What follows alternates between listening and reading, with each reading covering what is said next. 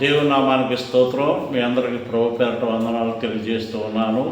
ఈ దినమున ఆదికాండము 4వ అధ్యాయము 1వ వచనం నుండి మనం పరిశీలన చేసినట్లయితే, ఆదాము హవ్వలకు 2 కుమారులు పుట్టారు. పెద్దవాని పేరు కయ్యూను, రెండవ వాని పేరు హేబేలు. కయ్యూను వ్యవసాయం చేసేటువంటి వాడు, హేబేలు గొర్రెల కాపరి.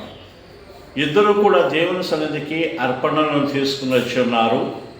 కయ్యూను తన పొలములో కొంత భాగమును తీసుకుని వచ్చి ఉన్నాడని ఆదికాండము 4వ అధ్యాయము 3వ వచనంలో మనం చూస్తాం.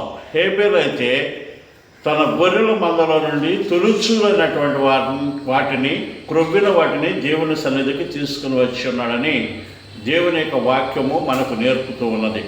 ఈ 2 అర్పణల్లో దేవుడు హేబేలు అర్పణను అంగీకరించి ఉన్నాడు. దాని ఫలితంగా కయ్యూను కోపముచ్చుకుని ఉన్నాడు.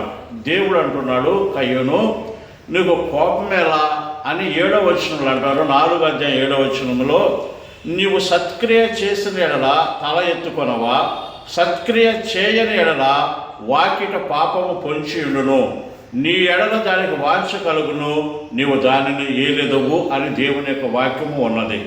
కనుక మనం అర్పించే అర్పణలు మనపూర్వకంగా చెల్లిస్తున్నామా? విశ్వాసంతో కూడినటువంటి క్రియలు మనలో ఉన్నాయా? లేక కయ్యూను వల్లే విశ్వాసం ఉంది కానీ క్రియలు లేనటువంటి విషయంలో మనం కనిపిస్తున్నామా? క్రియలతో కూడినటువంటి విశ్వాసము దేవుని రాజ్యానికి వారసులుగా మారుస్తూ ఉన్నది. క్రియలు లేని విశ్వాసము దేవునికి వ్యతిరేకమైనదని దేవుని యొక్క వాక్యం తెలియజేస్తున్నది. ఈ కొద్ది మాటలను ప్రభు ఆశీర్వాదకరముగా దీవెనకరం మార్చునుగాక. ఆమేన్.